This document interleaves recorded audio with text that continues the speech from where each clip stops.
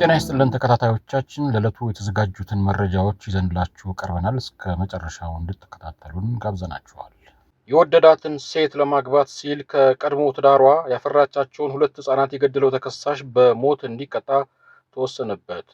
በምስራቅ ቦረና ዞን ወላቡ ወረዳ ኦዳ ቀበሌ ነዋሪ የሆነው የ62 ዓመቱ ሶፊያን አደም 2 ጊዜ ትዳር መስርቶ የልጆች አባት መሆኑን የዞኑ ፖሊስ ዋና መምሪያ የኮሙኒኬሽን ጽሕፈት ቤት ኃላፊ ኮማንደር በቃሉ በለጠ ለብስራት ሬዲዮ ተናግረዋል። ግለሰቡ ሌላ ትዳር ለመመስረት አስቦና ተዘጋጅቶ ለጊዜው ስሟ እንዳይጠቀስ የተፈለገና ከዚህ ቀደም ከነበራት የቀድሞ ትዳሯ 2 ወንድ ልጆች ካላት ሴት ጋር ይተዋወቃል። በሚገባ ከተቀራረቡ በኋላ ለትዳር እንደሚፈልጋት ገልጾ መግባባት ደረጃ ላይ ይደርሳል። ወደ ትዳር ለማምራት ባለው ሂደት ውስጥ በሶፊያን በኩል የቀረበው ቅድመ ጥያቄ ትዳር አብሮ ሊመሰርት ካሰባት ሴት የቀድሞ ትዳር የተገኙት 2 ልጆች የግድ ከነሱ ጋር መኖር እንደማይችሉ አስረግጦ ይነግራታል።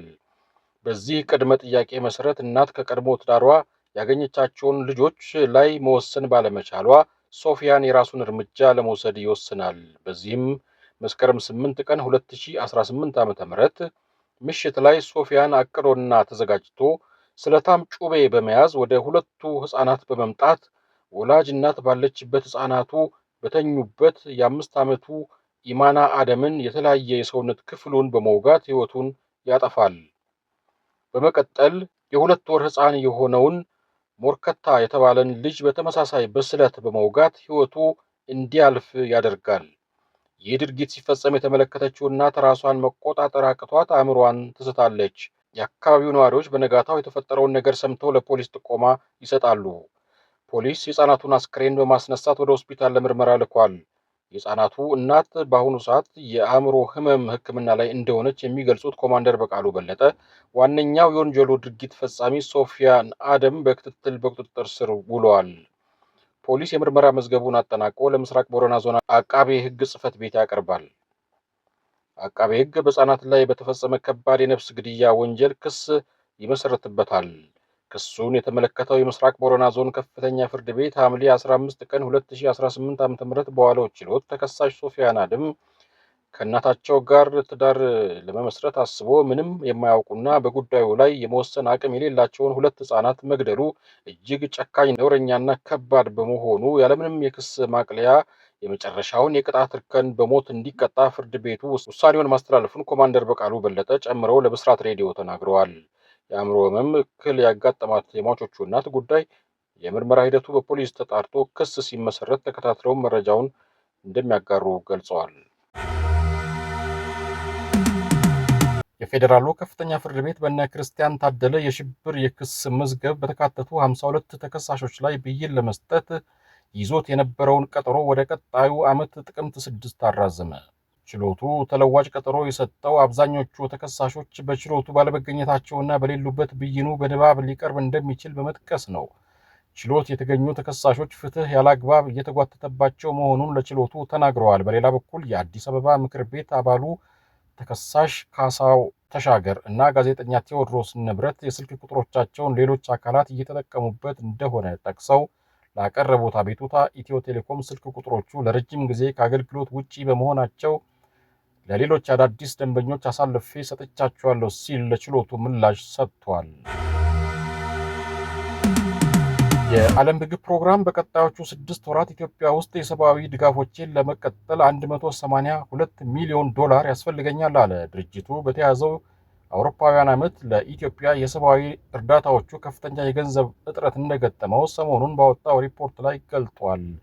እስከ ቀጣዩ ነሐሴ ወር በአገሪቱ ውስጥ የሰብአዊ እርዳታውን ለመቀጠል ለእያንዳንዱ የምግብ እህል ተረጂ ከመደበው መደበኛ ራሽን ላይ 60% ለመቀነስ እንደተገደደም ድርጅቱ ጠቅሷል።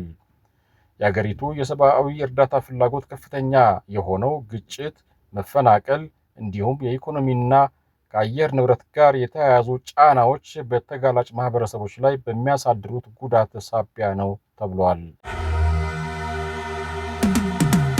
የጠቅላይ ሚኒስትር አብይ አማካሪና የቀድሞው የትግራይ ጊዜያዊ አስተዳደር ፕሬዝዳንት ጌታቸው ረዳ የህወሓት ሊቀመንበር ደብረጽዮን ገብረ ሚካኤል ከኤርትራ ፕሬዝዳንት ጋር በሚስጥር ተገናኝተዋል በማለት ከሰሱ።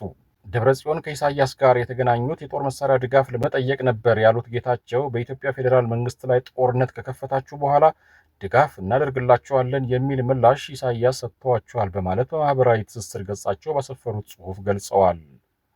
ሆኖም ደብረጽዮን ከፕሬዝዳንት ኢሳያስ ጋር መቼና የት እንደተገናኙ ጌታቸው አልጠቀሱም።